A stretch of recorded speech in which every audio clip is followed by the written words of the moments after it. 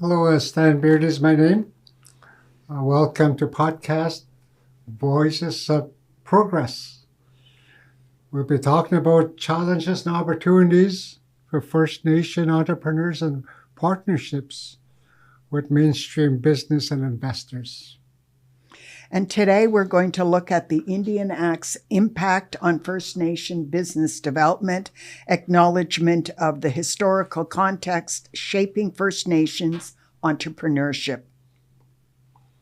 I'd like to introduce Mary. Mary has a long history, entrepreneurial background. Her work is business advocacy and leadership. And she has collaboration with Northern Angels to help with the podcast.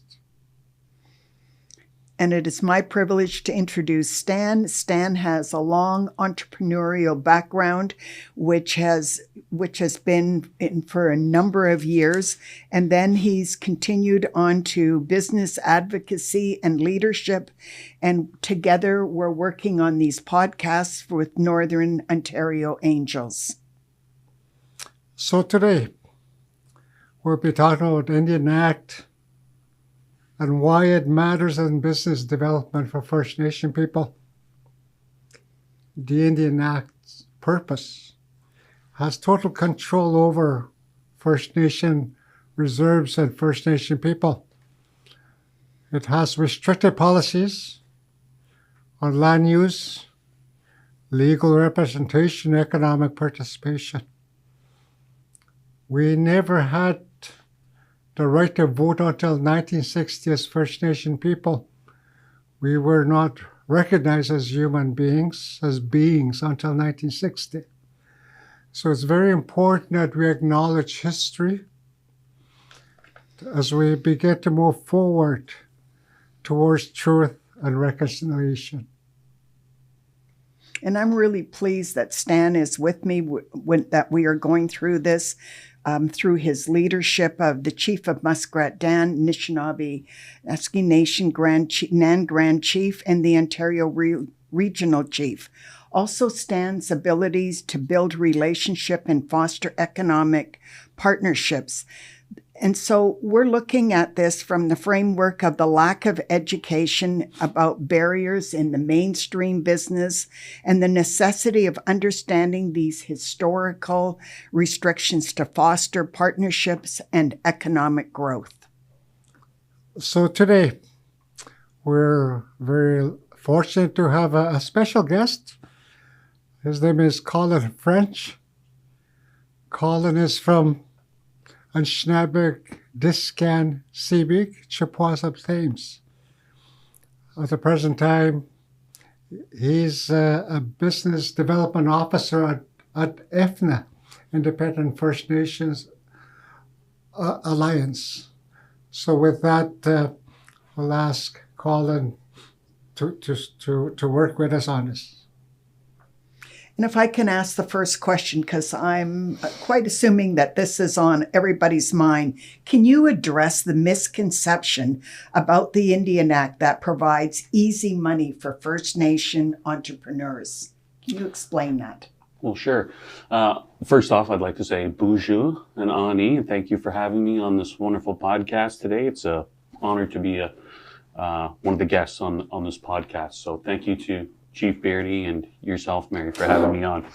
To answer your question, some of the limitations that the Indian Act does provide on First Nations individuals and businesses include land limitations in terms of all reserve land is First Nations, or I should say is Crown-owned land, and thus the same principles of fee simple asset ownership do not apply on reserve for First Nations people or businesses, which means that most First Nations utilize a what's the best way to describe that? Let me try that over again. The best way to describe the system is a temporary possession system where individuals can lease the land on reserve but never own it. And this is one of the core functions or tenets of business ownership. If you cannot own the land or the assets which were on the land, you have no way to leverage capital or loans for any development that may occur on First Nations themselves. Thank you for that. Stan, do you have any reflections on that? I guess it's so important that First Nations understand what the challenges are, what the barriers are, restrictions in trying to start a business. Many of the people living on reserves are hoping that they can link somehow to the global economy. And it's so important that they understand what the legal barriers are. Indian Act is a law that is there and has to be implemented. And it's very important that we work with outside professionals to find a way forward. So I guess in terms of Indian Act's discouragement and entrepreneurial confidence, we hope through this podcast we can begin to identify some of the challenges and some possible ways we can get around it. Indian Act is a law. It is there, and we need to work with professionals to help First Nations identify what are some of the solutions on going forward. Do you have any examples, or can you give me any examples of a successful First Nation business and how that came? Sure. There are plenty of examples of which First Nations businesses have succeeded. And I'll give one to the example of, let's call it Nishnawbe Aski Development Fund, okay? Its main purpose is a mechanism to loan First Nations entrepreneurs the capital in order to start businesses on reserve while observing the regulations of the Indian Act as they currently exist today. The Act still reduces the ability of First Nations individuals and business to leverage capital for investment. And so NADF kind of flips that recipe on its head in the sense that it takes capital from government, understanding that the land ownership and the asset ownership may not be directly invested in financial institutions outside of, banks and chartered banks and things of that nature.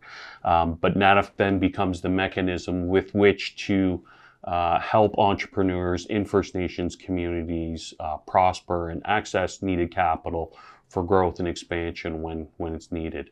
And so that's just one example of a First Nations business that's kind of reversing the formula. Can you tell me what must be done to encourage more First Nations business success? What can we do to encourage the ongoing success or more success? Well, as we have already talked about, access to capital is one of the barriers, right? Because the ownership is not invested in First Nations people themselves. The other part of that is, understanding that there's going to be challenges in accessing that business financing because banks typically do not want to loan First Nations money just because they have no legal recourse with which to recoup their losses. And the same would stand for a business itself as well, Mary, in the sense that if you had a partnership with a non-native individual or business, what guarantee can you provide to that partner that they could get a return on their investment should they choose to do so? And the Indian Act, puts a barrier between those two things. And so it's really incumbent upon business leaders and elected community officials to become creative in the ways that they approach business development, and specifically entrepreneurship development in communities themselves.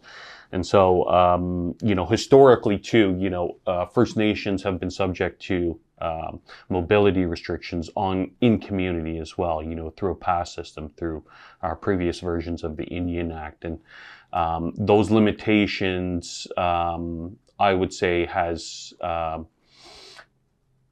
definitely reduced the ability of First Nations to be able to enter some of those spaces. really become the business people and owners that we already know that we are from generations of doing it ourselves. And the other barrier would be the education barrier, right? We know that from the Indian residential school system that education was used as a tool to discourage First Nations from participating in not only their own economy, but also getting an education that's on par with the rest of the mainstream society. And those three items mixed together create what I'll call a toxic mix of dysfunctionality when it comes to business operations and business development in community. Well, I work primarily with Northern Ontario Angels, and we work with investors who in turn invest money, their own money, into a business because for one, they believe in the entrepreneur. They believe the business has a really good idea and a good shot of making it. So they invest their private money. And the first question always to me is, well, if I invest in an Indigenous business on a First Nation community, how am I going to be assured that I'm going to get my money back? And so it has been a bit of a barrier. And it's really good to hear that there are opportunities to get around maybe some of those barriers, because a lot of or not a lot, but a number of our investors are also Indigenous investors, and they want to provide investment into these businesses.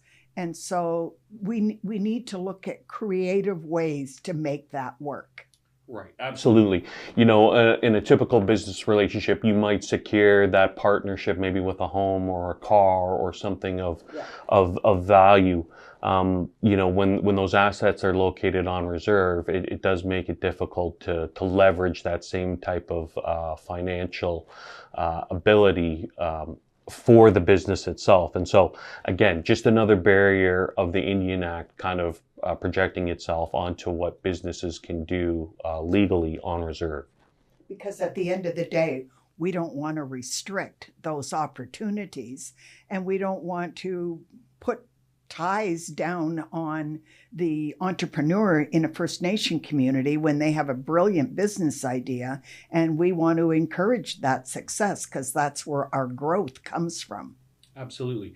The opportunity is to grow businesses so they can provide employment opportunities, not only in the First Nations itself, but then to the surrounding communities as well.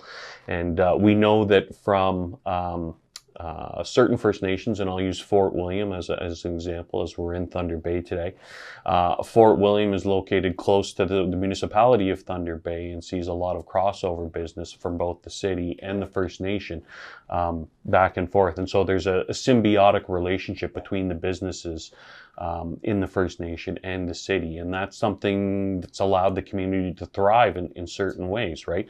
And so those are the type of partnerships that you need in order for communities to really reach their full potential and offer the economic and employment opportunities to the individuals who are impoverished in communities. And I'm glad you brought up Fort William First Nation, because if I do recall correctly, there was an investment that was put on with an investment with the business here on Fort William First Nation in partnership with NADF, and it was a very creative way of making it work. So it can work. We just need to make sure that we have all the opportunities that especially these young kids need to start a business. In regards to the chief and councils, the band councils, especially in remote communities, what role does the chief and council have in terms of an individual that wants to start a business? Do they have to get permission from a chief and council? Do they need a BCR? What is required? What role does the band council have? I would agree. I agree. So this is sort of what we're going to be talking about over the next few podcasts. But we really need to understand that there are a lot of complexities with this issue. It's not an easy fix, But I do believe there's ways of getting around it because we have some really bright young stars coming from our First Nation communities. And I don't want to see that being held back. I mean, that would be a shame to have them held back because of restrictions. And so there's got to be a creative way to make it work. And we're going to be exploring that in the next podcast as well. Stan, do you have any closing remarks? As Mary indicated, in terms of Indian Act and its application, interpretations in regards to starting businesses is very complex. But this is 2025. We believe that with more young people that are well educated, that we must find a way around how we're going to link into global economy. When I look at what's on the horizon for First Nation people in the remote communities where I'm from, there is the infrastructure is being built. The communications is there. Energy is being put, the transmission lines put in place. And we have transportation, ground transportation. So it stands to reason that there'll be a lot of wealth creation in the very near future. So I think it becomes critical that our young people, our First Nations, begin to understand what are they facing, what are the opportunities in terms of creating wealth for themselves and also participating in the wealth creation in the near future. I agree. I'll just add to Stan's answer there. I think right now with what we're seeing nationally in the Bill C5 and the development of national infrastructure projects that help develop our economy and move ourselves away from the dependence on the United States as a major trading partner. For First Nations, as we continue to navigate this process through the Indian Act itself and how that colors the interactions and the institutions and the partnerships and relationships that we have with not only Canadians themselves, but also those other organizations. There's an opportunity, I think, for First Nations here to really set the next 100 years of development forward, and by accessing those supports now and those business opportunities that may be presenting themselves as development occurs on lands.